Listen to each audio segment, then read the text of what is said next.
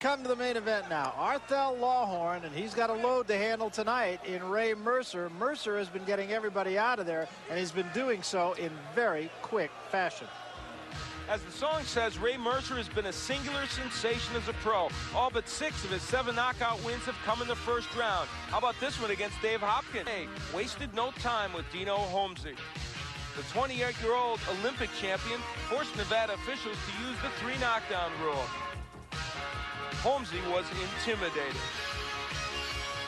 Will Art Lawhorne last any longer? We'll see. All right, Al, let's talk about the quiche to victory. Well, for Mercer, don't get tied up, and what I mean by that is don't let Lawhorne get him all tangled up on the inside. The right hand, obviously, Mercer has to get there. For Lawhorne, frustrate Mercer, do anything to get him out of his rhythm, and take it past the 5th round. We really don't know how well Mercer will do in the later rounds. As you can see, Mercer, 3 years the senior of Lawhorne, but of course far short on experience. He didn't start fighting until just 6 years ago. And the weights, Lawhorne has blown up to 239. Just over a year ago, he was 175. It's amazing. Let's get to Michael Buffer now, and we'll meet these 2 heavyweights. Michael? And now, ladies and gentlemen, from Jacksonville, Florida, Top Rank Incorporated and the King of Beers, Budweiser, presents the featured bout of the evening. So let's get ready to rumble. 10 rounds in the heavyweight division. The referee for this bout is Mike Boggs. Introducing first, fighting out of the red corner, wearing the solid blue trunks and weighing 239 3/4 pounds, from the Motor City, Detroit, Michigan. This professional fighter has a total of 37 professional bouts, 21 victories and 12 by KO. Ladies and gentlemen, Art Bam Bam Lawhorne. And his opponent, fighting out of the blue corner, he's wearing the gold trunks with black trim and weighs an even 211 pounds. He's originally from right here in Jacksonville, Florida. Now fighting for the Triple Threat Gym in Essex County, New Jersey. Undefeated as a professional, 8 consecutive victories, 7 by KO. He's a gold medalist in the heavyweight division of the 1988 Olympics. Ladies and gentlemen, Jacksonville's own Merciless Ray Mercer.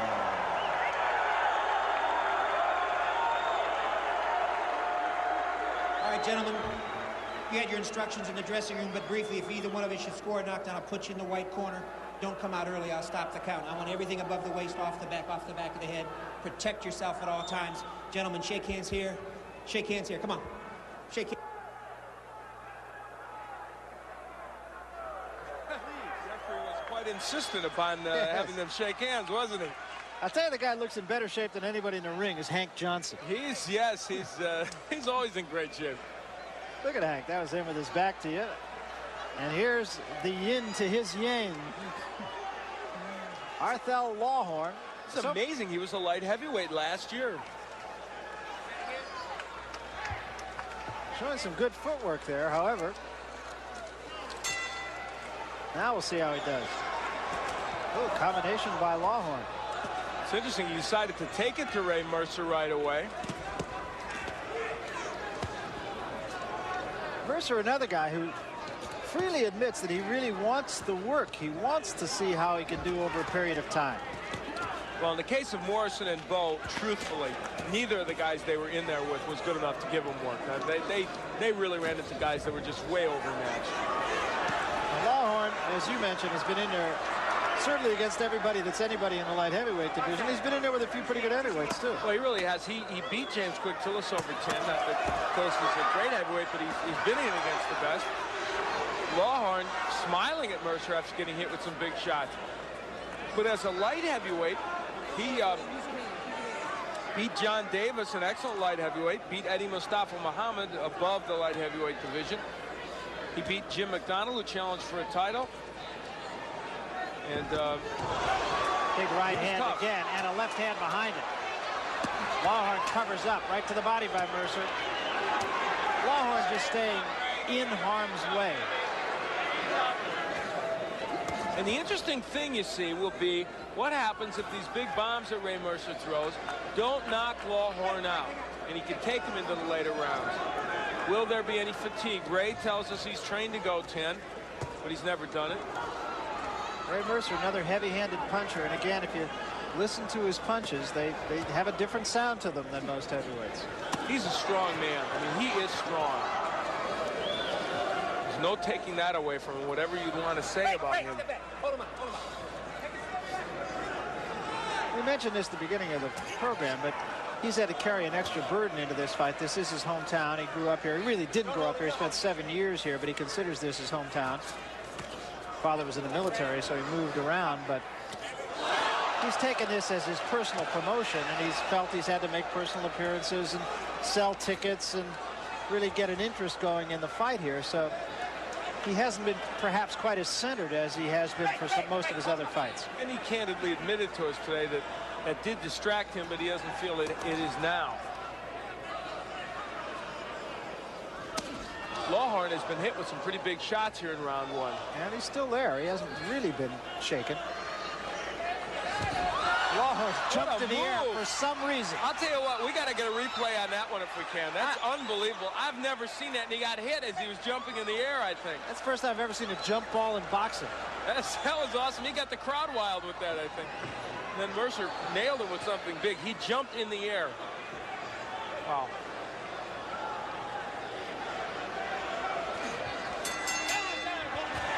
End of the first round. Okay. Deep breath for me. Okay. Throw more punches this time. Just do a little more as far as combination. More combination. And start with the body. Start the left hook to the body. Hook to the body, hook to the head will work. Okay. Right hand on top. Also inside the uppercut. All right? All right. Hook to the body, hook to the head. For another time. What is that? Danny Terrio used to host that show, Dance Fever. Watch this.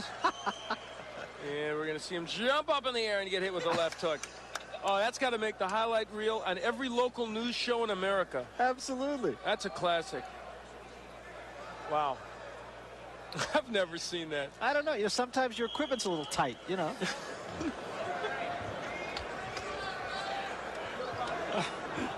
Well, no. No, I'm not going to respond to that, Barry. Second round. Oh, my gosh. Well, Ray Mercer is seeing the second round, so that's an upset in itself.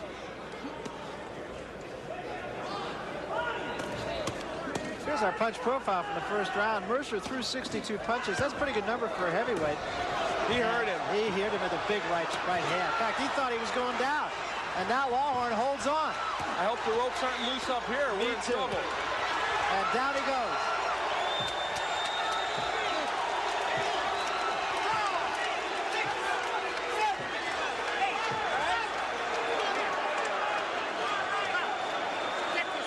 Well, Ray Mercer hitting a man that has taken the best of light heavyweights, but not necessarily from the heavyweights. Down he goes again. There is a 3 knockdown rule if it plays into effect here.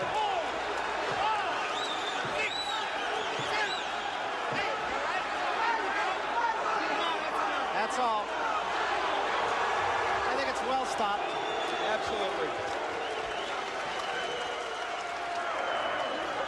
Well, Ray Mercer is taking what's given to him and doing the job.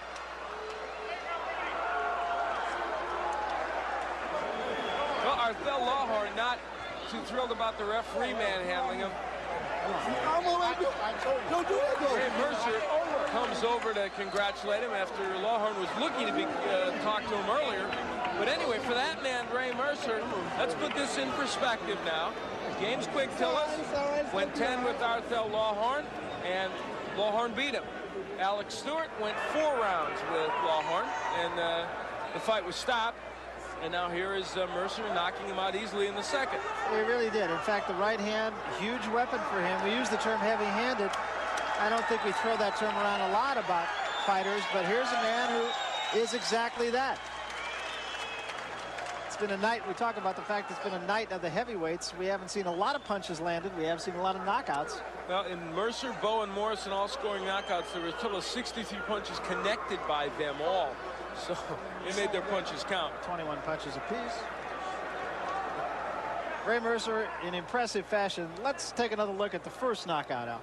knocked down, I should yeah, say. here will be where he nails him. I think the left hook's going to really do the damage. That one on the top of the head hurt him, I think, and there's the right hand. Well, Ray Mercer has as powerful a right hand as you would like to see, as we look on in amusement there. Yes, that's right. Or bemusement. This is the Ray Mercer we're seeing here is just a destroyer. You know, he's getting more skilled. We may not see the evidence of it until 2 or 3 fights down the road. Somebody that does go 6 or 7 rounds with him. But what we're seeing here is just raw power. And it's powerful. I mean, I think that Ray Mercer hits as hard as any heavyweight you're going to see. I agree with you. Although there's a guy at the top of the heap that might hit a little hard. Not bad. But he does hit hard. And again, at the risk of overusing the phrase, he is heavy-handed. And the guys that I remember being heavy-handed are George Foreman in his prime, certainly Mike Tyson. I wouldn't even put Holmes or Ali into the heavy-handed category. Ernie Shavers types. Ernie Shavers, absolutely. That's right. Let's go to Michael Buffer, get the official word. Ladies and gentlemen, referee Mike Boggs steps in at 1 minute and 5 seconds of the second round to stop this bout. The winner by TKO victory, following in the tradition of such great Jacksonville natives as Storm Davis, Vince Coleman, and Harold Carmichael, the Olympic champion from Jacksonville. The road from gold to glory continues.